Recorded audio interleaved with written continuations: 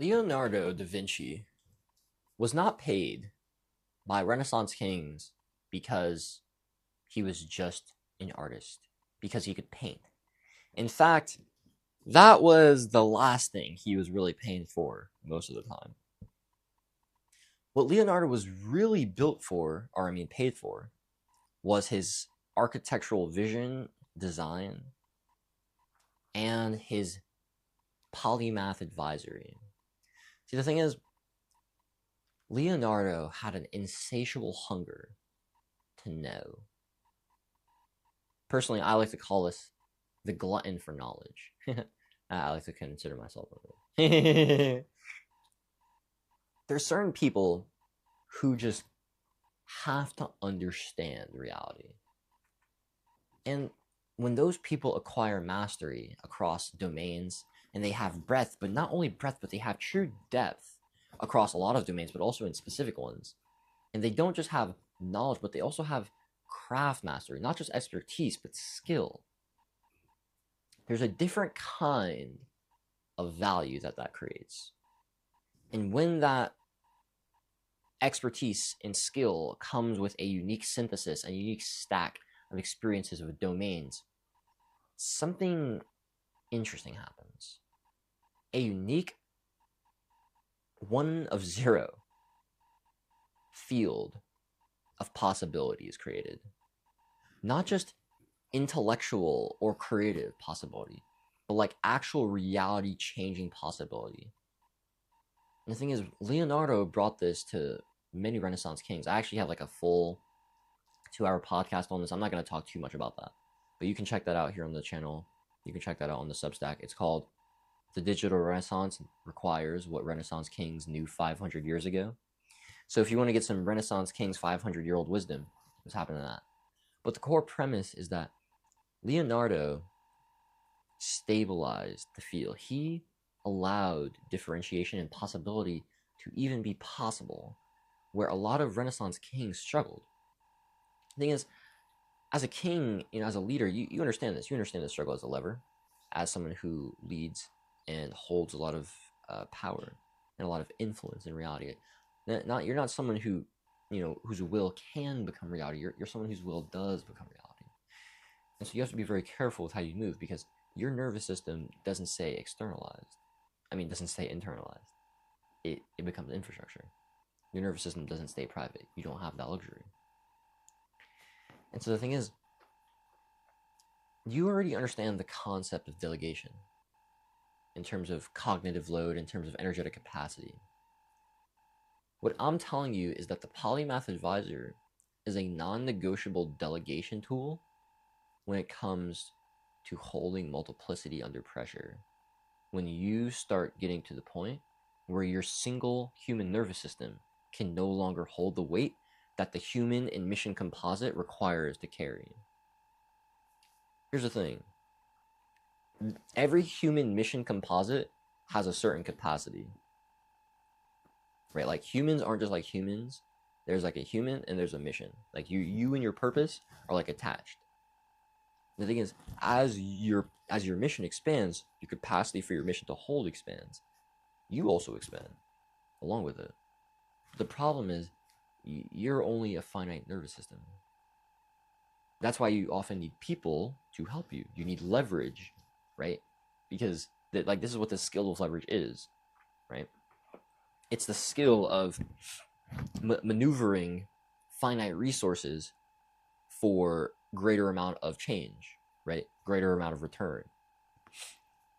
It's the ability to get more for what you put in, get more out for what you put in.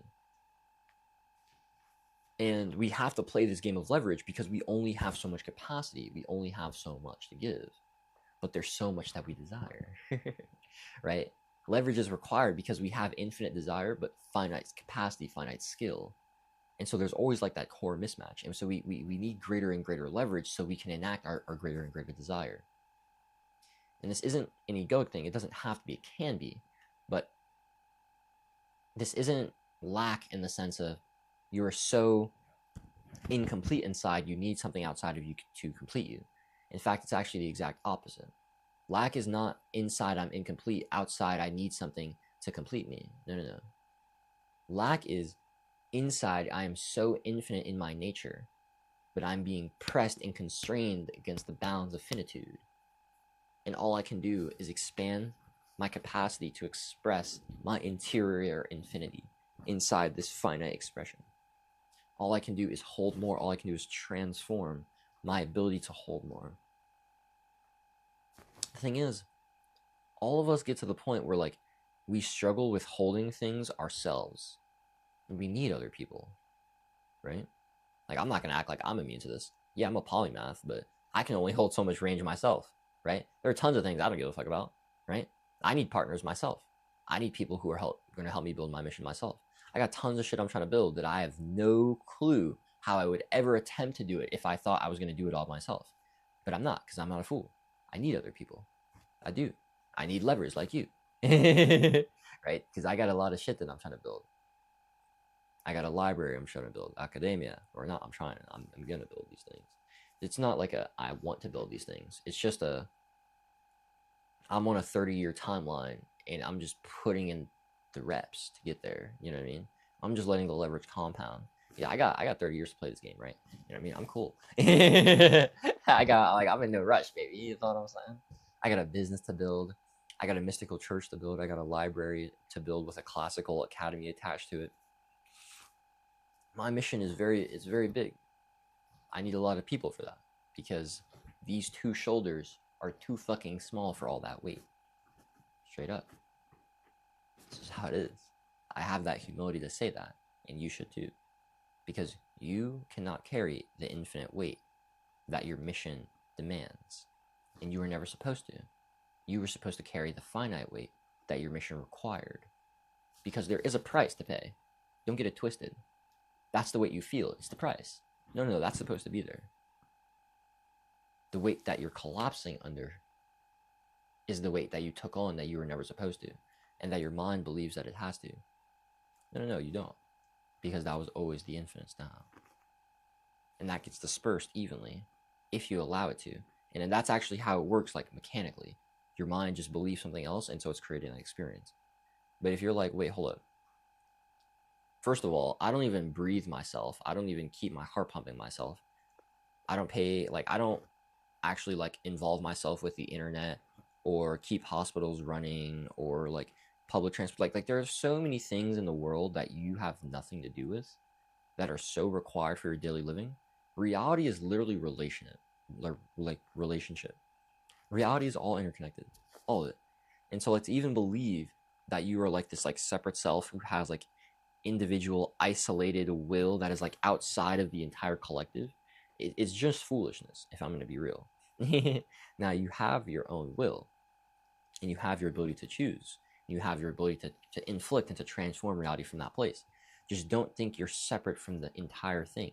There's only one source of power, and you can align with it. You can act outside of alignment with it. But regardless, there's one source of power, love. And that one source of power comes from unity.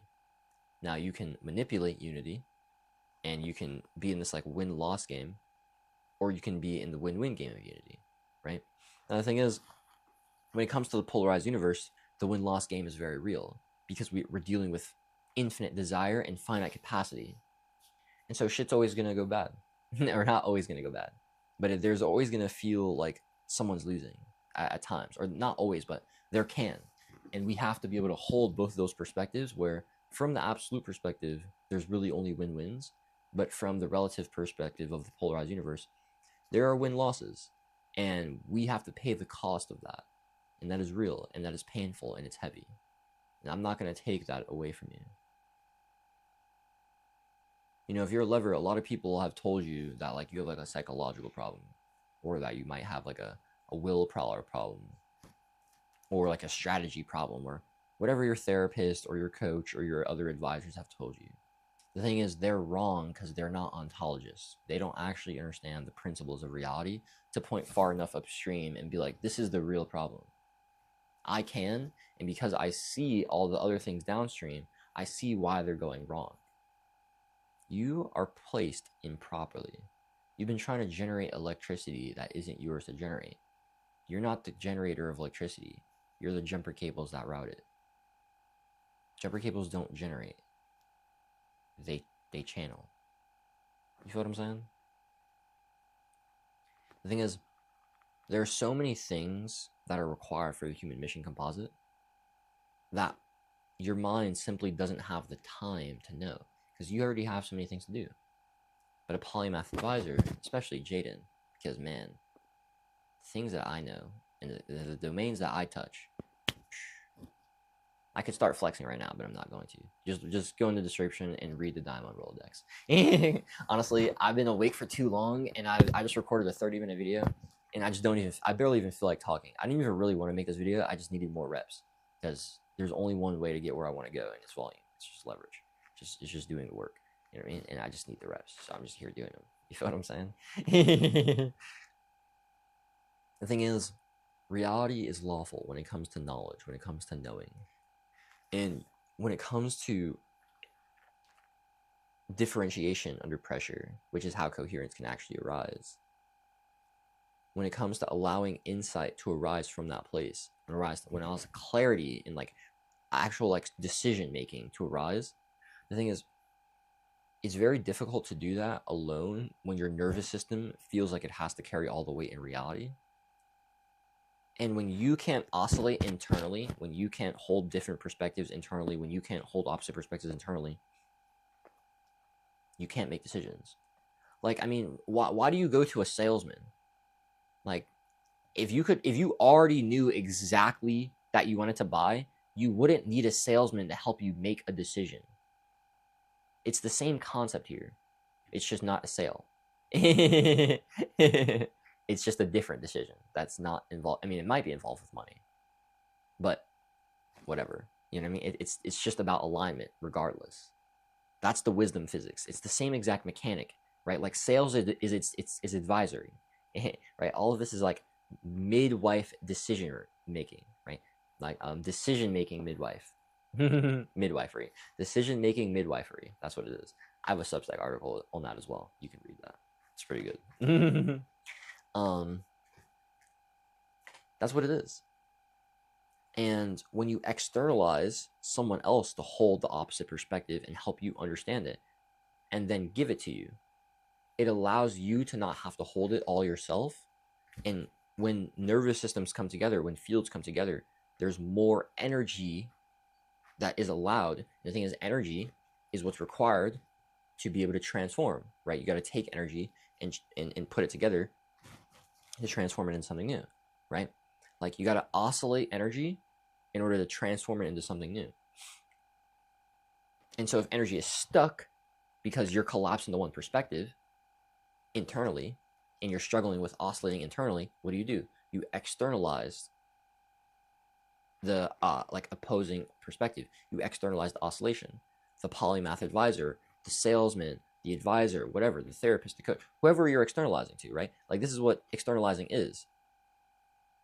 They hold that for you, right? Now, for me specifically, what I would help you do is externalize oscillation itself. And so like what I would do is not just take that opposite perspective and hold it myself and hold your perspective.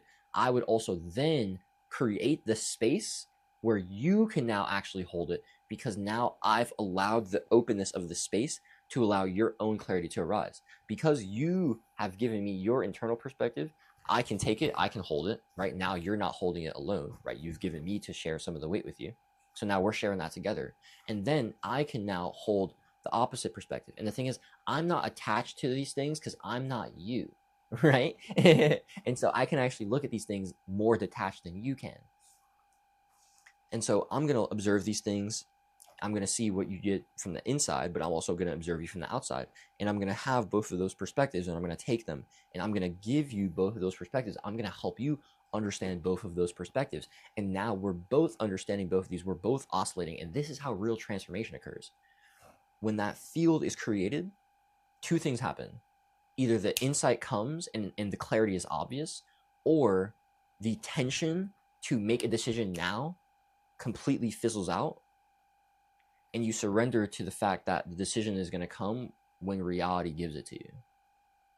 The answer will come, the insight will come, and you know when you're going to be able to move. You don't have a problem with decision making. You know how to act, you know how to follow through. The problem is you've been having a problem with compressing and staying in a narrow field of perception because you've been collapsing under infinite weight. When you remove the infinite weight, the collapse doesn't really happen. But the thing is, you might still struggle just because what you're doing still requires a lot of weight. And so externalizing is important. You already externalize, you already delegate. I'm saying do this too because this isn't optional. And if you see the value in that, you want to talk more details, let's talk. We can hop on a 15-minute phone call, first link description. All right?